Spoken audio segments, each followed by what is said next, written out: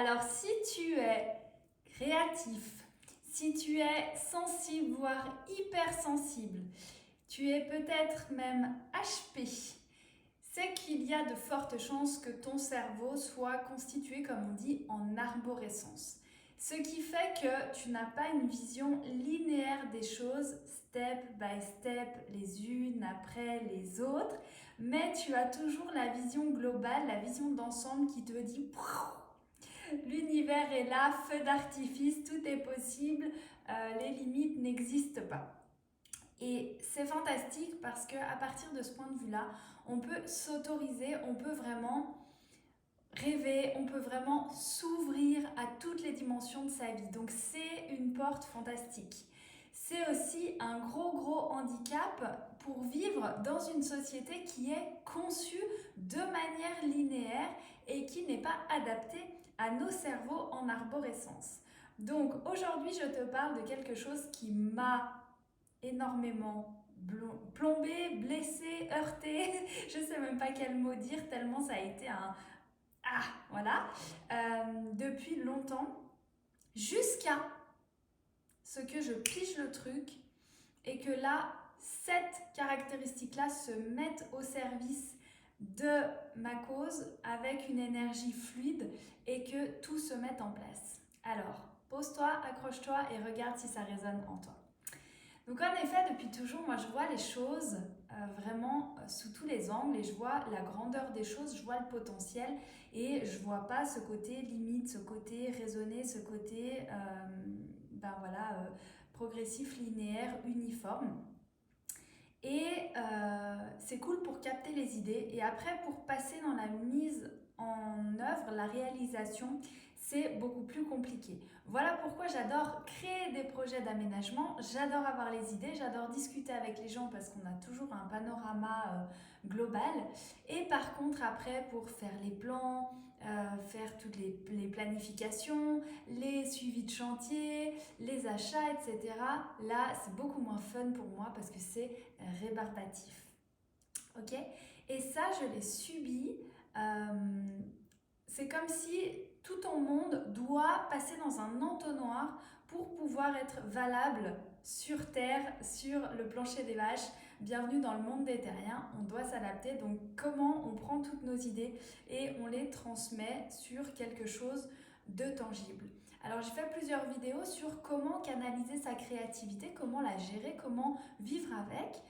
C'est un processus qui s'apprend et je voulais pas y aller parce que j'avais l'impression que ça allait me limiter et pas du tout. Ça rend les choses concrètes, ça rend les choses réelles, applicables et c'est à partir de là que ça devient vraiment un bénéfice pour le monde. Donc je t'encourage à aller regarder ces vidéos si tu ne l'as pas encore fait. Même si tu l'as déjà fait, tu peux les re-regarder. Et aujourd'hui, ce que j'aborde, c'est pas la créativité elle-même, c'est plutôt ce côté où nous, on a besoin de variété, on a besoin de s'amuser, on a besoin que ces sphères-là qui nous permettent d'aller plus loin, plus haut, de vibrer sur toutes les fréquences, soient alimentées, soient actives. Sinon, qu'est-ce qui se passe? On a l'impression, dis-moi si ça résonne en toi, on a l'impression d'être coupé d'une part de nous-mêmes, d'être limité, d'être en train de dépérir, de flétrir si on prend l'image d'une fleur. Et ça, pour les créatifs, c'est le début de la fin. Or, le business, si tu fais du business, le business et la vie de tous les jours ne sont pas conçus comme ça. Donc, on doit trouver ce chemin pour s'adapter. Et dans ton business, tu vas avoir de bien meilleurs résultats. Et oui, j'ai pas envie de te dire ça parce que j'ai jamais eu envie de l'entendre, mais finalement c'est vrai. Quand tu es régulier, quand tu es stable, quand tu es linéaire, quand tu répètes les actions qui doivent être répétées. Pourquoi? Parce que le business, c'est effectivement cette répétition de choses qui vont petit à petit te faire prendre ta place, qui vont te permettre de vraiment enraciner ton process, qui vont permettre aux gens de petit à petit entendre parler de toi et de savoir que tu existes, qui vont te permettre de bâtir ta notoriété. Et si tu viens et tu fais du one shot et tu t'en vas et tu fais juste tes coups de folie, il y a fort à parier que tu n'arrives pas à faire ta place en business, à moins que tu aies vraiment fait des trucs complètement flaf. Et voilà, mais ça nécessite d'autres ressources et c'est de loin très très rare. Donc l'idée c'est que tu arrives à trouver cette variété, cette nourriture pour toutes tes branches qui sont ouvertes à travers des choses du quotidien. Moi, je l'ai trouvé dans justement la communication.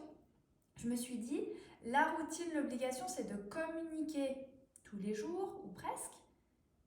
J'ai vu que ça s'alignait à mes valeurs hautes qui est de transmettre ce que je récolte au plus grand nombre. Donc, ok, c'est ok de faire l'action. Par contre, ça me gonfle de faire toujours la même chose, de devoir me poser devant mon ordinateur à 8h le matin, bla bla bla bla. Vous voyez la petite voix tout de suite qui arrive. Et quand j'ai été introspecter, voir ce qui se passait à l'intérieur, mais j'ai compris pourquoi je n'y arrivais pas. Il y avait en moi deux forces qui s'opposaient, cette envie de bouillonner de créativité et ce côté il faut quand même ultra carré. Et les deux étaient en opposition par un concept qui était retenu à l'intérieur de moi.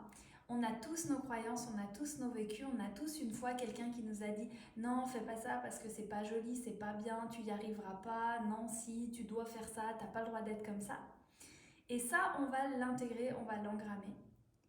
Et à ce moment-là, eh bien, ça va venir bloquer nos énergies. Donc, je me suis aperçue que pendant des années, que je sois dans l'un ou que je sois dans l'autre, j'arrivais pas à trouver mon harmonie parce que mes énergies étaient bloquées. Donc grâce aux travaux avec Sébastien et avec Valérie, j'ai pu aller voir ces parts de moi à l'intérieur et j'ai pu les réconcilier et les mettre au service de ma cause parce que je sais où est ma direction, où est mon cap.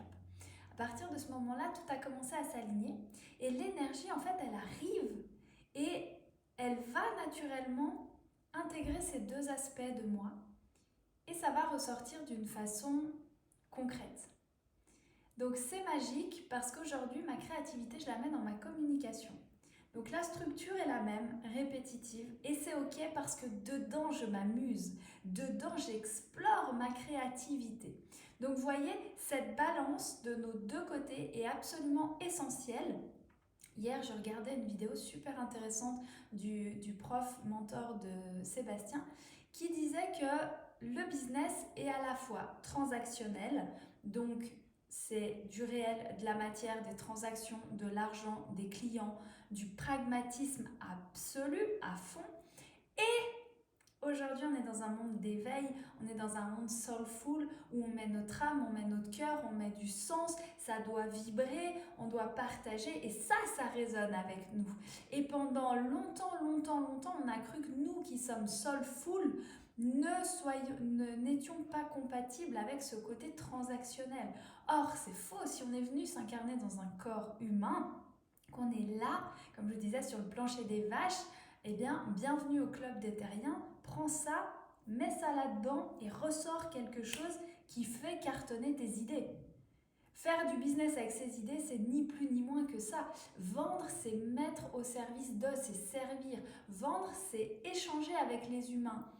Tu es d'accord avec moi que tu n'as pas envie que tes idées soient uniquement des idées et qu'elles ne puissent pas être partagées avec le monde entier. Sinon, tu n'aurais pas lancé une entreprise ou tu n'en ferais pas ton métier. Donc, pour ce faire, tu dois accepter ce passage dans l'entonnoir et tu dois avoir une clarté très très précise de est-ce que ça sert ton but déjà et comment tu vas pouvoir jouer entre variété et rigueur.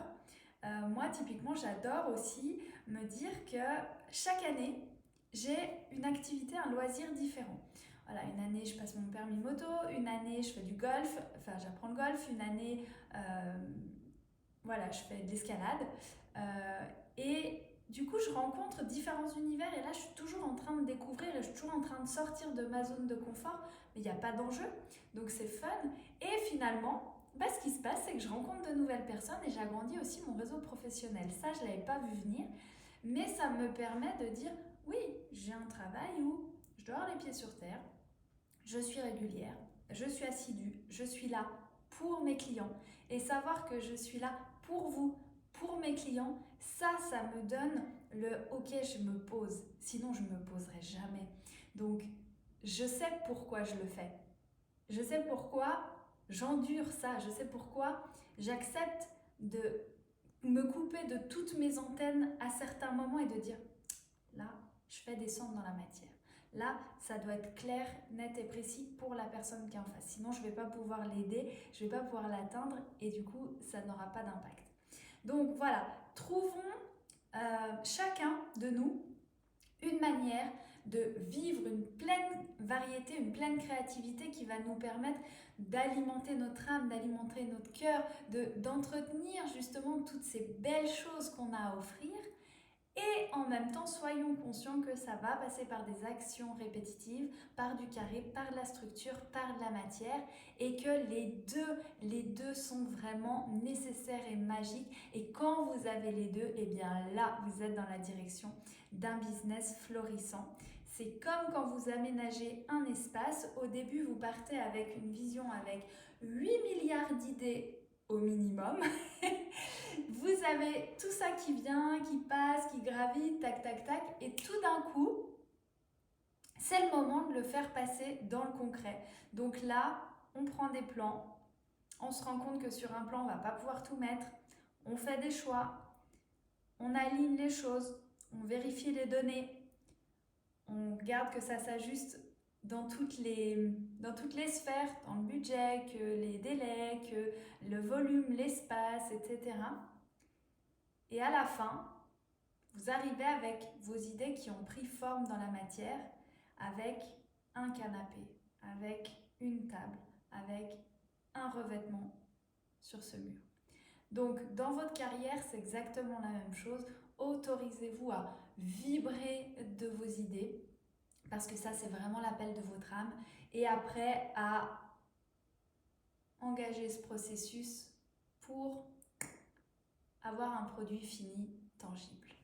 Plus d'infos là-dessus auprès de Sébastien, auprès de Valérie, auprès de moi. Choisis la personne avec l'énergie qui te correspond. On a tous nos outils différents. On va au même endroit, mais chacun avec nos outils. Donc, si tu sens que vraiment tu as besoin de travailler là-dessus, de faire un pas là-dessus, eh bien, demande à un de nous de t'aider. On te dira comment on peut t'accompagner là-dessus. Parce que tant que tu n'auras pas fait cette fusion, cette alchimie, eh bien, tu seras soit dans l'un, soit dans l'autre. Tu repousseras soit l'un, soit l'autre, voire les deux. Et du coup, tu seras au milieu dans cette zone d'inconfort où voilà, rien n'est à la hauteur de ce à quoi tu aspires. Et nous, on souhaite que la vie que tu matérialises soit à la hauteur de ce que tu aspires. Donc, fais-nous signe. J'espère que ce sujet t'aura parlé. La vidéo est un peu longue, désolée, mais c'est un sujet qui est vraiment important. Donc, j'espère que ça t'aura plu. Allez, à bientôt pour la suite.